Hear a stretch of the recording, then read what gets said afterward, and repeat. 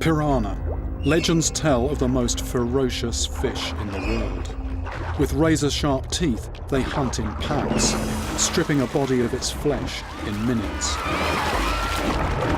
They have a reputation for killing and eating humans. Had literally been stripped of all the flesh, only the boots were left. But it may not be justified. I don't think the reputation of piranhas as bloodthirsty monsters is deserved at all. I'm Jeremy Wade, biologist and extreme angler, and my mission is to find out if piranhas really are the ultimate horror of the Amazon.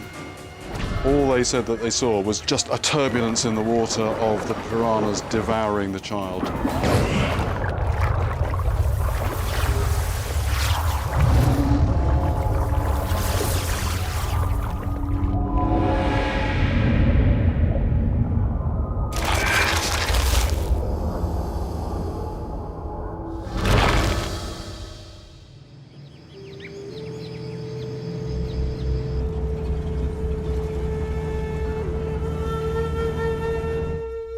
I remember a story from the 70s of a bus crashing into the Amazon River in Brazil.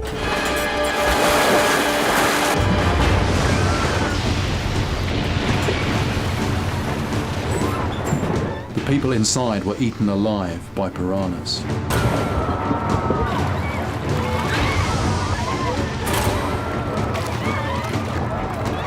Horrific stories like this have been circulating since the discovery of South America. But every single piece of scientific research I've found says that piranhas don't kill people.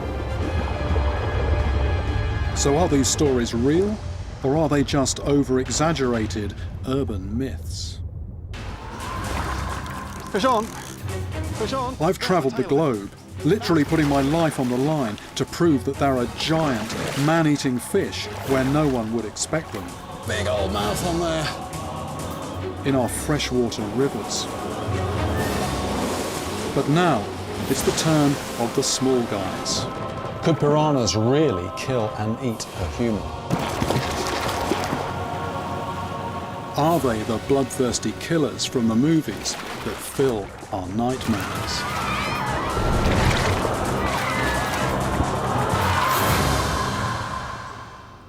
I visit London Zoo to talk to Brian Zimmerman, a piranha expert and assistant curator of the aquarium, to see what he thinks. There's no documented cases of a living human going into the water and being attacked by a group of piranhas and being reduced to a skeleton in seconds. But piranha are carnivorous fish. If they're hungry, it's certainly possible that they would attack to try and get food. I don't see why a human would be any different than an egret falling in the water. It's just, for a piranha, it's a potential food source. But to my knowledge, that's never happened. So if Brian believes piranhas have never attacked and killed a living person, then did this bus crash that I remember really take place? I decide to head to Manaus, the city at the heart of the Amazon, to see if I can get to the bottom of this memory and maybe track down a definite case where piranhas have eaten someone alive. And where better to start my investigation than the home of many a gruesome fisherman's tale, the Manaus fish market. With over 2,000 species of fish found in the Amazon River, more than the entire Atlantic Ocean, there's no shortage of strange-looking river monsters here. Wicked-looking spines on there. Such a variety of fish here. Scientists have determined that there are some 60 different species in the piranha subfamily, yet the majority of them are actually vegetarian. It is the flesh-eating behaviour of just a couple of species that gives them their reputation. And it's not long before my questions unearth another shocking account that shows just what they are capable of. This is a piranha story. An old man was left in his floating house by his family just for a couple of hours. They came back, he'd gone. There were just his clothes there. So, they thought he must have gone to take a bath or something, but he wasn't in sight anywhere. They searched. Eventually, they found just his skeleton. I mean, literally, he'd gone in the water because he was old. He wasn't able to get back out, and the piranhas just had it. Your first time? Dois meses? 2 months ago. It's another gruesome story. But here at the market, I can't track down a name or definite location for this fisherman's tale. I'm going to have to search further afield to find an eyewitness to a lethal piranha attack. The Amazon River is 4,250 miles long, twice the length of the Mississippi. It is mostly wide and slow-moving, but up this distant tributary, it is quite the opposite. A fifth of all the water on Earth passes through the Amazon, and piranhas and their relatives are found in just about all of it. It's a fisherman's paradise. And it's full of river monsters. And there's a fish on, there's a fish on. Oh, there it is, jumping out of the water. That's quite strong, that's a strong fish. I've hooked a predatory fish with dental hardware straight out of a horror movie. So this is a payara, it's a relative of the piranha. It's an arms war down there, everything's got teeth, everything is eating everything else. And they've actually got those fangs there in the lower jaw, and they use those to puncture the swim bladder of the prey. So it just messes up the buoyancy.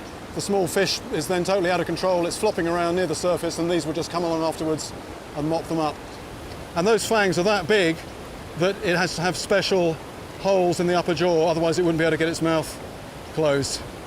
So there's probably some very precise engineering going on out of sight that we can't see. This vampire-like creature shows how evil-looking the piranha family can get. But despite its looks, it is not the fish responsible for attacking people. This is a solitary fish hunter. The piranha we all fear feed in packs, and they are so common in the Amazon you can catch them almost anywhere. Normally I use high-tech gear and stealthy tactics to lure a monster onto my line. But the piranha's method of feeding is so bold that I'm changing my approach. I've dispensed with my normal rod, and I'm just using a bit of bamboo with a short length of line on the end.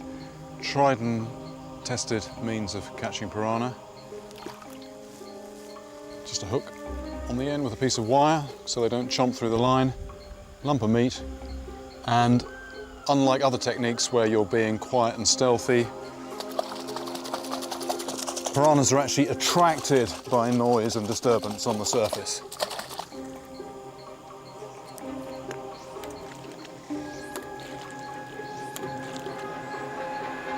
Oh, there we go. Red belly piranha. In just a couple of minutes I've caught a small piranha, but do not be deceived, it still has knife-like teeth that can easily remove a lump of flesh in a single bite.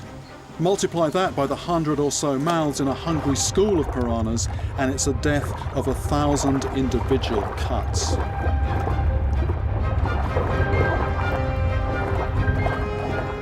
A protruding jawbone with large chomping muscles means that when the mouth is closed, the triangular teeth from both jaws lock together like a bear trap. They are perfectly adapted to slice off pieces of meat, fins or scales, literally taking apart their prey piece by piece. They predominantly hunt fish, but they will eat the meat of almost any animal that crosses their path.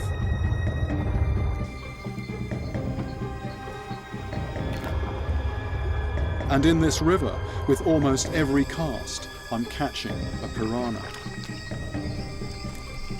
This river is just absolutely full of piranhas. They're just all over the place. Doesn't mean to say though that I can't do this.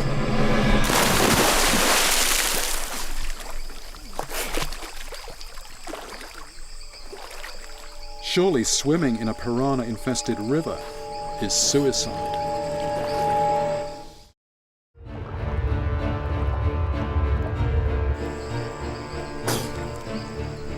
This water may be full of piranhas, but they're not attacking me.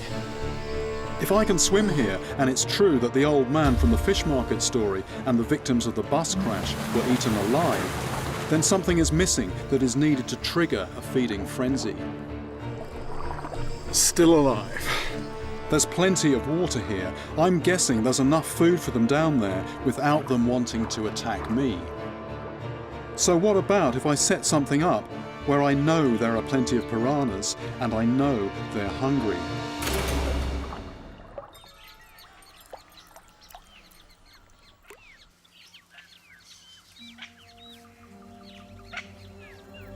Welcome to my piranha pool. Here at a local hotel, just like my favourite Bond villain, I've filled a small swimming pool with over 100 red-bellied piranhas, and they haven't eaten for days. It's the perfect opportunity to test just how voracious these creatures are. Everybody knows about sharks being bloodthirsty killers. Just wondering if piranhas have the same kind of sensitivity to blood.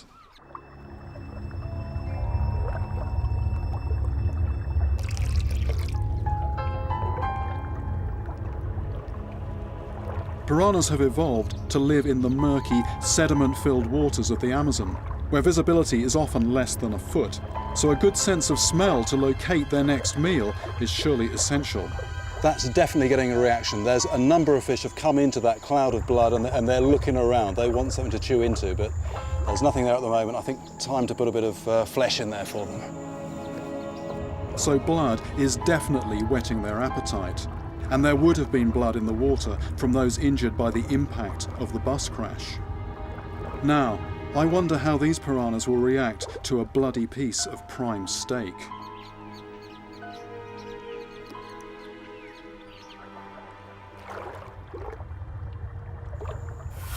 There we go, it's the first nibble, the first nibble, the first nibble. And there they are, they're all piling in. Once the first one started, there we go, they're all over it now. Piranhas react to the sound and movement of another piranha feeding, attracting them to the scene and inciting a feeding frenzy. As soon as one piranha takes a bite, it moves away, allowing a fast turnover of feeders and a rapid succession of bites. It's no wonder they are known for stripping their food to the bone in just minutes. There we go, meat definitely works. I just wonder now how they might react to something that's alive.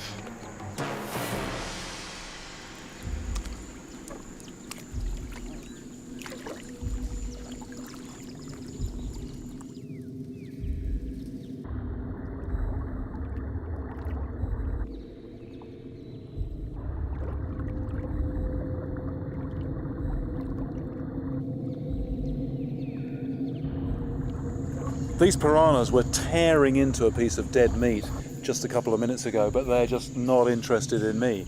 So what is it that turns piranhas into vicious, murderous killers? That is what I want to try and find out. If the story of the bus crash is true, then presumably, just like my piranha pool, there was human flesh, blood, and a mass of hungry piranhas. Yet I am unharmed. The people on the bus weren't so lucky.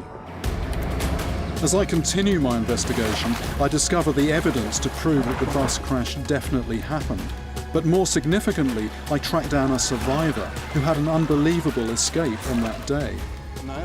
Maybe he can give me the details of exactly what happened, so I can work out what triggers a piranha attack.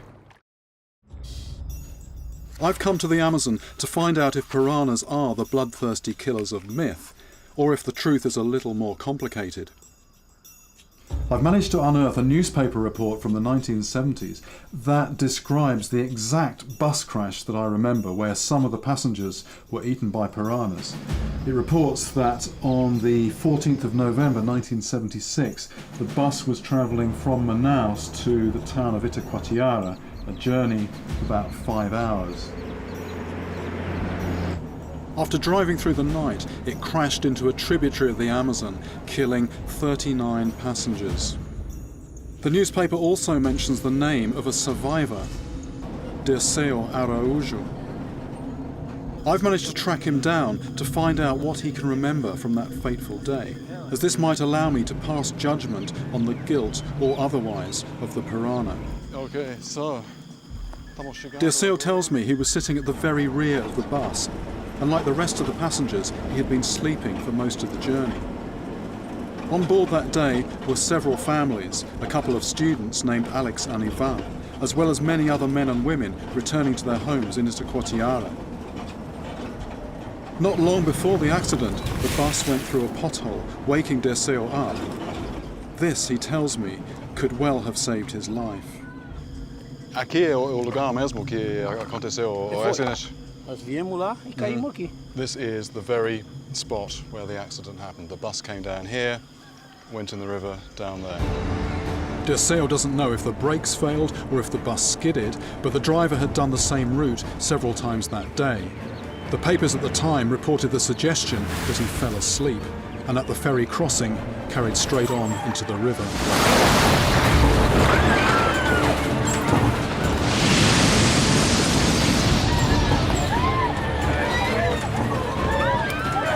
One minute everything's normal, literally the next moment it's in the water.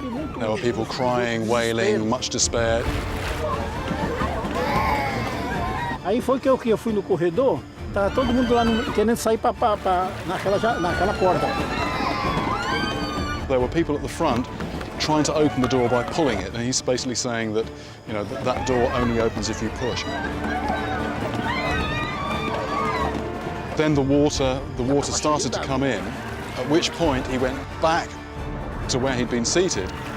Aí eu vi o pé dele, peguei e entrei. There was a boy there who'd been trying to break the window, and he actually saw this boy's foot, disappearing out of the bus, and he saw the foot, followed it, and managed to get himself out through the same hole. Que eu passei a cintura e essa perna aqui, uma moça pegou nesse daqui. He's just about clear of the bus, somebody grabbed hold of his leg. Can you imagine? Somebody is trying to grab hold of his leg while he is trying to escape and get to the surface. Actually had to kick this person's hand off to get free from the bus and actually, escape from the wreck. 39 people remained trapped on the bus and didn't survive. In the panic of his escape, Dirceu doesn't remember seeing any piranhas. So no one knows how long it was after the bus submerged that the piranhas attacked.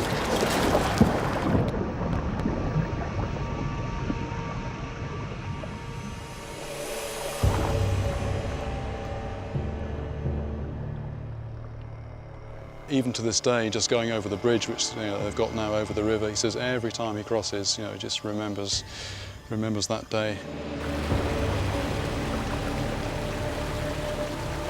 It was several hours before rescuers could winch the bus out of the water. By that time, it was far too late for any remaining passengers.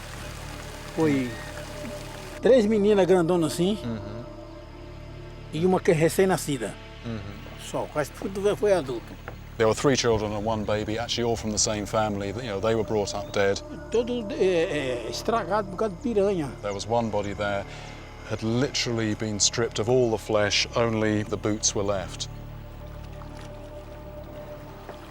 The impact piranhas have on a human body is distinct and may be too shocking for some viewers to see.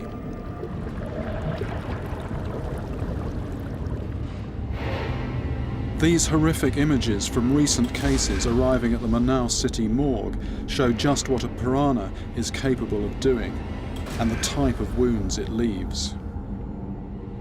Exposed flesh and soft tissue are removed first, which is exactly what Dora de Barbosa witnessed when she arrived on the scene as the bodies were being extracted from the bus. She told me that some of the victims were brought out still hugging each other, and her story made me truly realise what it meant to lose someone in this crash.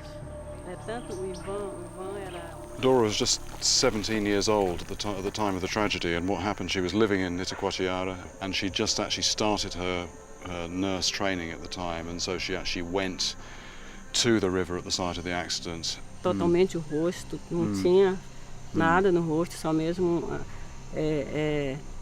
nem as cartilagens mesmo tinha, então só os ossos.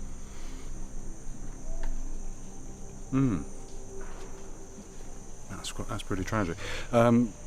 Dora says, she did know some of the people on the bus, which just makes it sort of extra horrific, really. There was the husband of a teacher of hers, and she says that he was just, his face was completely eaten away down to, not down to the bone, but down to cartilage. Tinha também o Ivan. O Ivan era uma pessoa que eu gostava na época, né? Eu estava apaixonada por ele. And also a lad called Ivan, who she liked very much. This was her childhood sweetheart, and he was one of the victims as well. And she said, because of this, she's found it very difficult early on to talk about this whole business. But as a result of this, she said she actually, left the area and didn't return for a while because of the memories of the place. Just like the testimonies from the bus crash, the morgue pictures leave us in no doubt as to the horrors piranhas can inflict on a human body. But as the bus crash happened 30 years ago, it's impossible to know if the victims died of the wounds inflicted by the piranhas, or if they were already dead. We know that on the bus they were trapped, there was blood in the water, and people were eaten by piranhas. But did the piranhas attack and eat their victims alive, or did they merely scavenge the corpses of those who had already drowned? So even though I have found my bus crash, the case against the piranha still hangs in the balance. My quest to investigate the bloodthirsty reputation of the piranha is still unresolved. Although piranhas have without doubt fed on dead human flesh, I'm yet to find proof that they have killed a living human. Maybe Brian Zimmerman was right. I don't think the reputation of piranhas as bloodthirsty monsters is deserved at all. Piranha are just animal that is trying to survive in the wild, and they happen to be a carnivorous fish. Yet in flooded water bodies like this, scientists have discovered that there are double the number of piranhas than normal. And this has led to a situation where their innocence is once again in question. All over Brazil, dams like this have created artificial lakes, which are very popular places to come for a swim, particularly in the heat of the dry season. Put that together with a concentrated population of piranhas, and you're asking for trouble. Humans being attacked by man-eating fish is the stuff of nightmares, and it has fueled an industry of fear, which Hollywood has happily embraced. If you're on a beach by the ocean, sharks can be a very real concern. It's not uncommon to enter the water with a fear of what might lurk beneath. But deep inland, over 1,000 miles from the sea, most people would not expect to be a victim. Yet on the weekend of December the 21st, 2005, at the end of the dry season, this is exactly what happened.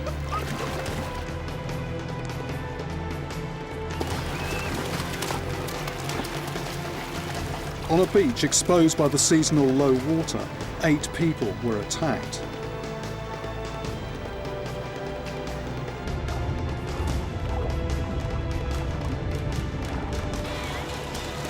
And the perpetrators of these attacks were piranhas.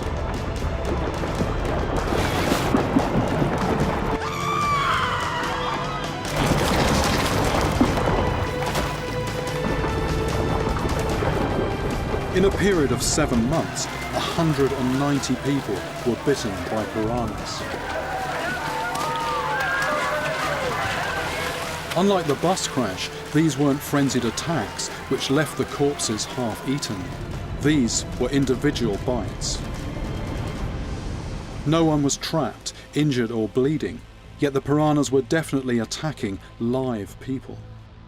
Obviously something strange had occurred here. I've come to one of these artificial lakes created by a dam to find out what's going on and to see what kind of piranhas are living here. All this used to be rainforest, but when the water rose, the trees all died, just leaving this weird landscape.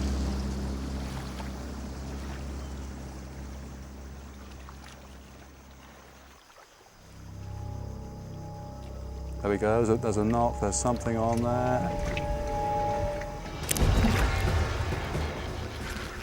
Right, here we go, here we go.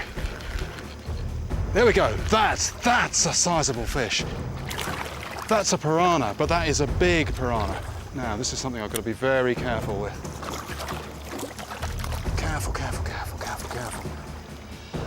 Yes. Imagine swimming with these boys in the water. Oh, crunch. Oh, crunching on the hook as I take it out. How about that for a piranha? This is a black piranha. It's the biggest species of piranha. Look at those teeth. Look at those teeth. I'm being extremely careful here. They just have such powerful jaws. I mean, that would take a serious sized lump out of you. Literally, the size of that jaw, that would be the size of the hole that would be missing. Those teeth are so sharp that when people get cut by them, they say they don't even feel it when it happens.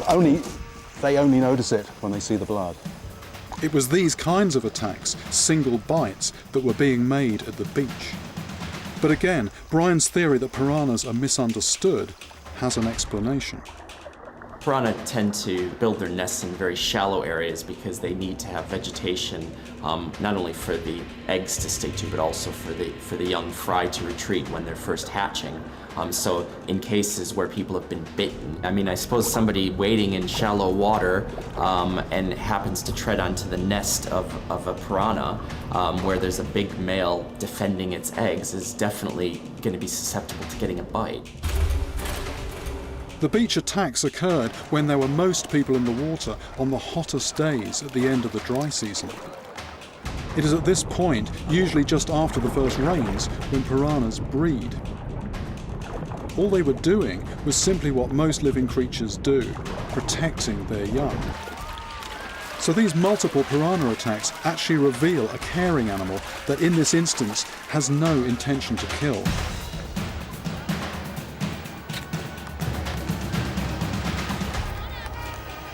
Piranha are very nervous fish. We were actually involved in a study recently which was looking at the reasons for shoaling behavior in piranha, and the study actually found that instead of them being pack hunters and living together in groups because they're trying to hunt their prey, they actually live in shoals to avoid predators themselves, and it's a case of safety in numbers. If piranhas group together because of their mortal fear of another river monster, then this is a creature I need to meet. Piranhas may enjoy a reputation as evil killers, but here in the Amazon they are far from the top of the food chain. This river is a supremely predatory environment. And I'm told that there are wild river monsters that come here to be fed by locals. These creatures are highly adapted killers and greatly feared by the piranhas.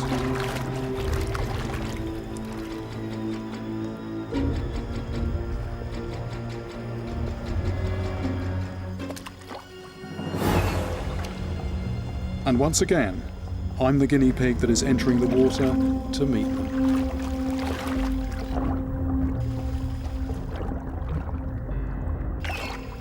Dolphins. Who'd have thought it? 1,000 miles from the ocean, right up the Amazon River, freshwater dolphins.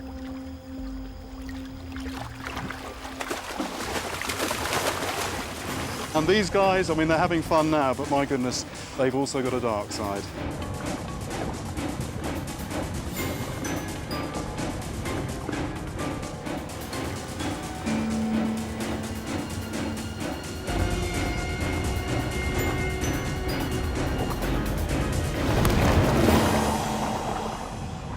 I'm in the middle of a frenzy. That one got my thumb. That one got my thumb. Oh dear. Hey! And these are the guys that take out piranhas. A little bit eager. The jaw, very, very long and elongated, full of teeth, just perfect for grabbing fish. Wow! They've also got this really strange bulging head, and that's actually an echolocation organ. A lot of these waters in the Amazon are very murky, and they can't see their prey, but even in that situation, they can find and kill their prey using sonar.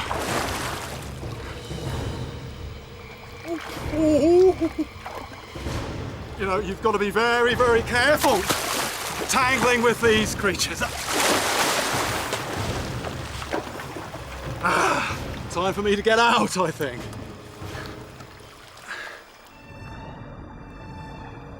The Amazon is the most predator-filled waterway on the planet. Everything kills or is killed. I've spent years fishing this river, and I know it is crammed full of the meanest, nastiest creatures. Perhaps piranhas are not unusual. They just get singled out for attention because they capture our imagination. But that still doesn't explain what triggers their attacks.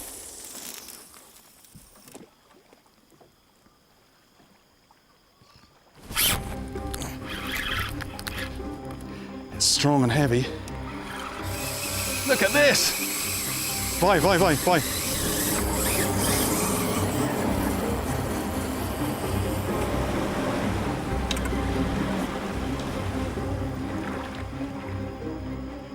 Kuyu. A new species for me.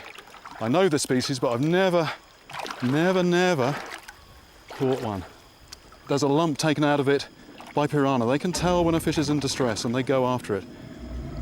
You can actually see the shape here of a piranha jaw. Something chomped this fish on the way in. Normally these fish are paying complete attention to not ending up on the menu. This one basically thinking about something else for just a moment, and a piranha came in and chopped it. So you've literally got to watch your back. This armoured catfish was a fantastic catch, but seeing the piranha bite on its back has crystallised everything for me. This fish lives in and amongst piranha every day of its life. Yet struggling on the end of my line, it instantly became a target. It is the thrashing struggle of distress that triggers the piranha's natural instincts to target the weak and helpless. This explains why I can swim and splash around with piranhas. Yet the struggle for life in the bus crash initiated the piranha's predatory instincts.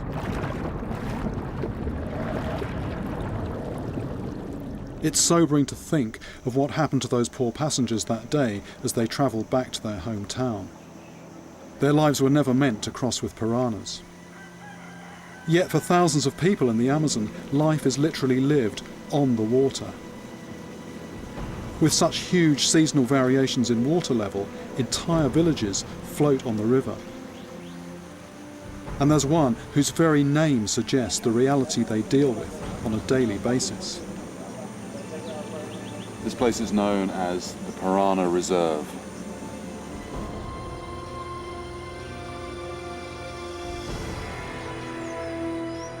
I've come here to find out what life is like living with the constant threat of piranhas. These people are known as ribeirinhos, or river people. Almost everything they need is sourced from or around the Amazon River.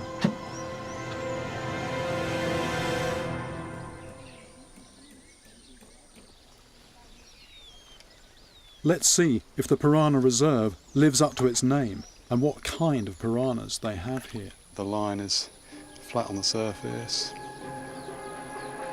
There it goes. Red belly. There we go. Whoop.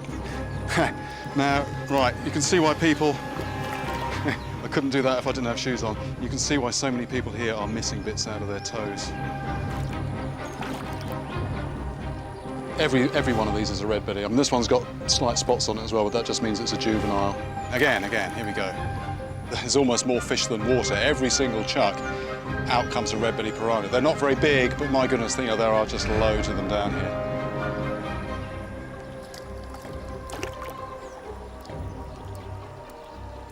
I've heard all these stories about piranhas being capable of skeletonizing bodies literally within moments or minutes. I've got this freshly killed duck here from the market, and I think it's time to put those stories to the test. It's apparent that the sound, the thrashing of a distressed animal is what attracts them, so I'm just a little bit of movement to start them homing in. Right, they're in there already. I just saw a flash of silver with that, very distinctive red as well. Right, they're starting to arrive now. Once one finds it, basically, that just kicks the whole thing off.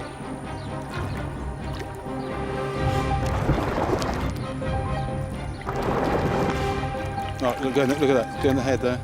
They've already just stripped all the flesh from the spine.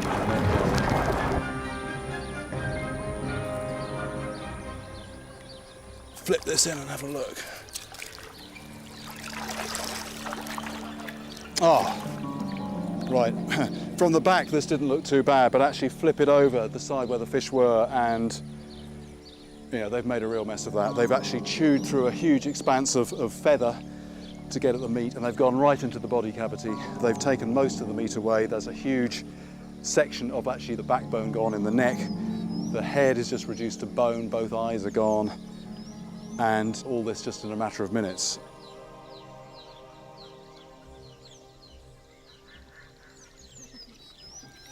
It's easy to forget that this is right outside someone's front door. For the people who live here, dealing with the dangers of piranhas on a daily basis is just part of life. Bom dia. Bom dia. Posso entrar? Pode entrar. I visit some of the families who live here to find out how they cope. But I discover a story of a piranha attack that chills me to my very bones.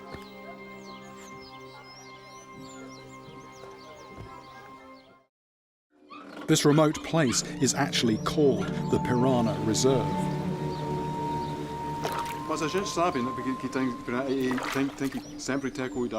But what I soon learn is that it is in the dry season, when the water is low and the piranhas are concentrated, that the villagers are most at risk. It is a particular time of year. It's principally the months of September and October here. You can't even get in the water to have a wash. Aí tem que ter o vaso para ir tratando o peixe e jogando. Main food item here is fish, so there you are. You have to clean the fish in order to prepare it for the meal, and just the smell of that will bring a concentration of piranhas there. So you've got to be careful. Keep your fingers nowhere near the water. But on one occasion, this family dropped their guard, with horrific consequences. Tava com 2 anos. It was a grandson of Julius. Quem estava tratando? Era a minha esposa. Saying you can't look after kids all the time. His wife was cleaning some fish off the back of the house, and the child just ran, as children do, from one side of the house to the other, and just fell in the water the other side. And he said, literally, they heard a noise, they got there, it was already too late.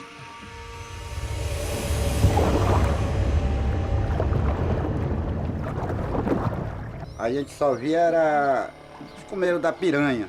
The child fell in the water and just didn't come up. All they said that they saw was just a turbulence in the water of the piranhas devouring the child, just literally moments after the child had fallen off the side of the boat.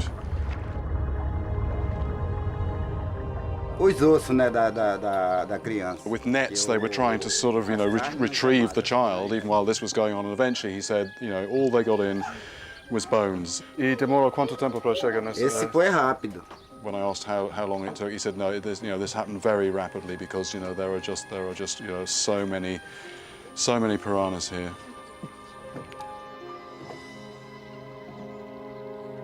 This is what I'd been searching for, a first-hand account of piranhas attacking, killing and eating a human. In this case, a 3-year-old boy who the grandfather preferred not to name. Yet the reality of hearing a story like this takes away all feelings of success I might have had. It's one thing to hear the myth of piranhas, but I mean, it's quite something else to talk to somebody who's actually seen the truth of that with their own eyes. If you consider that this is just one of hundreds or even thousands of similar isolated settlements found all along the Amazon, who knows how many more cases remain unreported.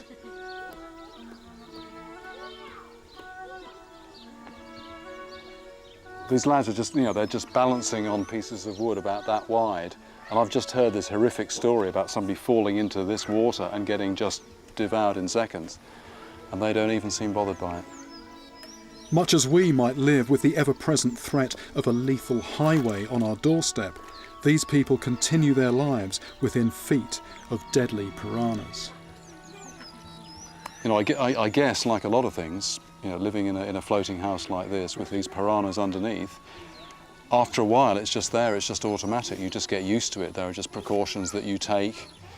You can't be thinking about it all the time. If you were, you just wouldn't be able to get on with your life. It's just this ever-present presence underneath and all around you.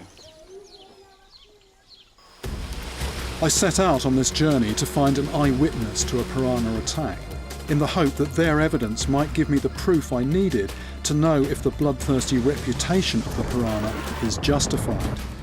I've found that piranhas are sometimes shy, sometimes defensive, and they are somewhat misunderstood. But if you have a very specific combination of the right time of year, blood, the struggle of distress, and a trapped or weakened person, you will trigger a piranha feeding frenzy. In a river full of monsters, this is just a natural adaptation to life here in the Amazon. But no matter what, the piranha will continue to evoke fear and horror in each and every one of us.